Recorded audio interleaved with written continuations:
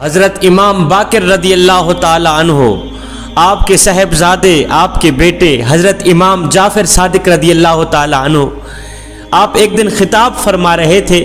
خطاب کے دوران آپ نے فرمایا، لوگو جس عورت میں یہ 4 عیب پائے جاتے ہوں اس عورت سے شادی نہ کرنا۔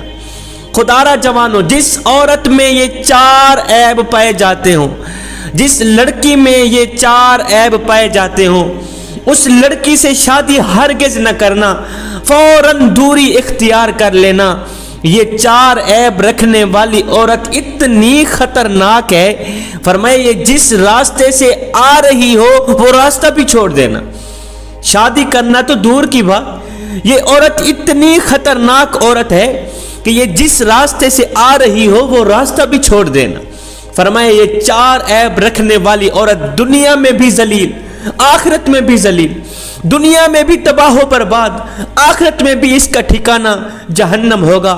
اگر تم ایسی عورت کے ساتھ جڑے رہو گے، اگر تم بھی ایسی عورت کے ساتھ وابستہ رہو گے تو ایسی عورت قیامت کے دن خود بھی جہنم میں جائے گی اور تمہیں بھی جہنم میں لے جائے گی۔ ایسی عورت خود بھی مصیبتوں میں گرفتار رہے گی، خود بھی طرح طرح کی پریشانیوں میں گرفتار رہے گی اور تجھے بھی مصیبتوں میں گرفتار کر ڈالے گی۔ ایسی عورت جس گھر میں چلی جائے وہ گھر تباہ و برباد ہو جاتا ہے۔ یہ 4 عیب رکھنے والی عورت جس گھر میں ڈیرا ڈال دے تو ماؤں کی گود خالی ہونے لگ جاتی ہے۔ یہ عورت ماؤں سے بیٹے چھین لیتی ہے، ماؤں سے بچے چھین لیتی ہے، بیٹیوں کا سہاگ چھن جاتا ہے اور بھائیوں کا فیوچر بظاہر تاریک نظر آنے لگ جاتا ہے۔ لوگوں نے پوچھا، حضرت وہ کون سے 4 خطرناک عیب ہیں جس سے میاں بیوی تباہ و برباد ہو جاتے ہیں؟ حضرت امام باقر رضی اللہ تعالی عنہ کے بیٹے حضرت امام جعفر صادق رضی اللہ تعالی عنہ نے فرمایا، بھائیو میں نے اپنے بابا حضرت امام باقر سے سنا، انہوں نے اپنے آباء و اجداد سے سنا، وہ فرماتے تھے جس عورت میں یہ 4 عیب پائے جاتے ہوں، یہ 4 چیزیں پائی جاتی ہوں، اس عورت سے شادی کبھی نہ کرنا۔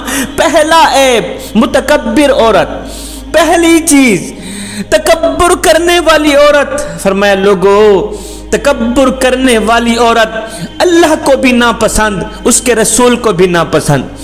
جو عورت اپنے شوہر کے سامنے اپنے حسن پر ناز کرتی ہے، اپنی جوانی پر ناز کرتی ہے، اپنے خوبصورت بالوں پر ناز کرتی ہے، خوبصورت ہاتھوں پر ناز کرتی ہے، خود کو دوسری عورتوں سے الگ تھلگ سمجھتی ہے، خود کو دوسری عورتوں سے زیادہ خوبصورت سمجھتی ہے، شوہر کے سامنے اکڑ اکڑ کے بات کرتی ہے، دوسری عورتوں سے سلام نہیں کرتی، اس سوچ کی بنیاد پر کہ یہ تو 2 ٹکے کی عورت ہے، اس سے سلام کیوں کروں؟ اپنی جوانی پر ناز کرنے والی عورت، اپنے حسن پر ناز کرنے والی عورت، اپنے شوہر کے آگے میں کرنے والی عورت، یہ ایسی خطرناک متکبر عورت ہے کہ یہ جس گھر میں چلی جائے وہ گھر تباہ و برباد ہو جاتا ہے۔ خدارہ جوانو، ایسی لڑکی سے شادی مت کرنا جو اپنے حسن پر ناز کرتی ہو، ایسی لڑکی سے شادی مت کرنا جو اپنی جوانی پر ناز کرتی ہو۔ یہ متکبر لڑکی، متکبر عورت جس راستے سے آ رہی ہو، شادی کرنا تو رہی دور کی بات، وہ راستہ بھی چھوڑ دیں۔ فرمایا دوسرا عیب والدین کی نافرمان بیٹی، والدین کی نافرمان عورت۔ آئے وہ بوڑھا باپ جو اپنی بوڑھی کمر پہ بوریاں لاد لاد کے دن رات محنت مزدوری کرتا رہا، اوور ٹائم لگاتا رہا، غربت میں آ کے بوڑھی کمر پہ بوریاں لاد لاد کے اس نے اپنی بیٹی کو جوان کیا، بوڑھی کمر پہ بوریاں لاد لاد کے اس نے اپنی بیٹی کو پڑھایا لکھایا، اسے جوان کیا۔ ہائے اتنی قربانیاں دینے والے باپ کی جو عورت نافرمانی کرتی ہے وہ تیری فرما برداری کیسے کر سکتی؟ وہ تیری فرما برداری کیسے کرے گی؟ تیرے احکامات کی پیروی وہ کیسے کرے گی؟ ہائے وہ ماں کائنات کا کل ملا کے سارا درد ایک طرف، جب ماں بچہ جنتی ہے، بیٹی جنتی ہے یا بیٹا جنتی ہے، اس لمحے کا جو درد ہے وہ ایک طرف، اس لمحے کا جو درد ہے وہ زیادہ تکلیف دہ ہوتا ہے اتنی قربانیاں دینے والی ماں کی جو لڑکی نافرمان ہے وہ تیری فرما برداری کیسے کرے؟ شیخ سعدی فرماتے ہیں بچھو کی پیدائش دوسرے جانداروں سے الگ ہوتی ہے، دوسرے جانداروں سے مختلف ہوتی ہے۔ جب سانپ کی پیدائش کا وقت ہوتا ہے تو وہ اپنی ماں کے پیٹ کو کھانا شروع کر دیتا ہے، یہاں تک کہ وہ اپنی ماں کا پیٹ پھاڑ کر جنگل کی طرف دوڑ جاتا ہے۔ حضرت شیخ سعدی رحمت اللہ تعالی علیہ فرماتے ہیں یہی بات میں نے ایک عقل مند کو سنائی۔ عقل مند شخص نے کہا حضرت میں اس بات کو تسلیم کرتا ہوں، واقعی ایسا ہی ہوتا ہوگا، وہ اپنی ماں کا پیٹ پھاڑ کر چیر کر ماں کو مار کر ماں کو دکھ دے کر ماں کو درد دے کر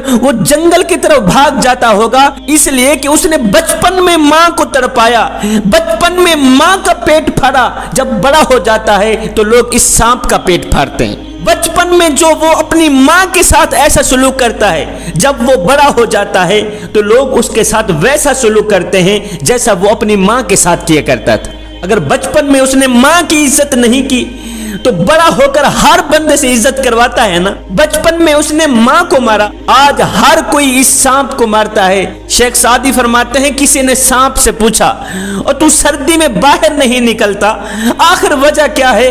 اس نے کہا سردی میں تو باہر نہیں نکلتا، یہ بتا گرمی میں میری کون سی عزت ہوتی؟ بندے کو ہر حال میں اپنے ہم جنسوں سے وفا کرنی چاہیے، اور جو کسی کے ساتھ جیسا سلوک کرتا ہے کل اس کے ساتھ بھی ویسا ہی سلوک کیا جائے گا۔ جوانو اپنے بوڑھے باپ کی چٹی داڑھی کا حیا کرو اس سے پہلے کہ جب تم بوڑھے ہو جاؤ تمہاری چٹی داڑھی کا بھی حیا کیا جائے۔ فرمایا حضرت امام جعفر صادق رضی اللہ تعالی عنہ نے والدین کی نافرمان بیٹی سے شادی ہرگز نہ کرنا۔ فرمایا تیسرا ہے بے ادب عورت، جو عورت اپنے بھائیوں کا ادب نہیں کرتی، جو عورت اپنی ماں کا ادب نہیں کرتی، جو عورت اپنے باپ کا ادب نہیں کرتی وہ تیرا ادب کیا کرے گی؟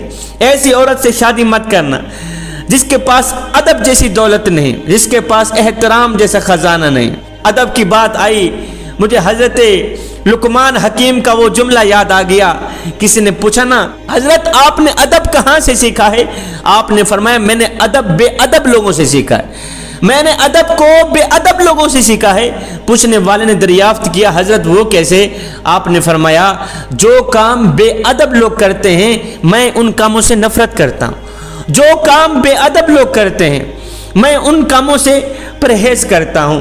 فرمایا عورت میں چوتھا عیب جھوٹ بولنے والی عورت، خدا را جھوٹ بولنے والی عورت سے بھی شادی نہ کرنا۔ ہائے اتنی سی بات کو شوہر کے سامنے اتنا بڑا کر کے سناتی ہے۔ جھوٹ بولنے والی عورت جس گھر میں ڈیرا ڈال دے ماؤں کی گود خالی ہونے لگ جاتی ہے، ماؤں سے بچے چھین لیے جاتے ہیں، ماؤں سے بیٹے چھین لیے جاتے ہیں، بہنوں کا سہاگ چھین جاتا ہے، بھائیوں میں افراتفری مچ جاتی ہے۔ جھوٹ بولنے والی عورت جس گھر میں نازل ہو جائے بھائیوں میں پیار ختم ہو جاتا ہے، محبت ختم ہو جاتی ہے۔ خدا را جوانوں جس عورت کے اندر یہ 4 عیب پائے جاتے ہوں اس عورت سے شادی بھول کر بھی نہ کرنا۔ اگر تم نے شادی کر لی یاد رکھنا دنیا و آخرت میں ذلیل و خوار ہو جاؤ۔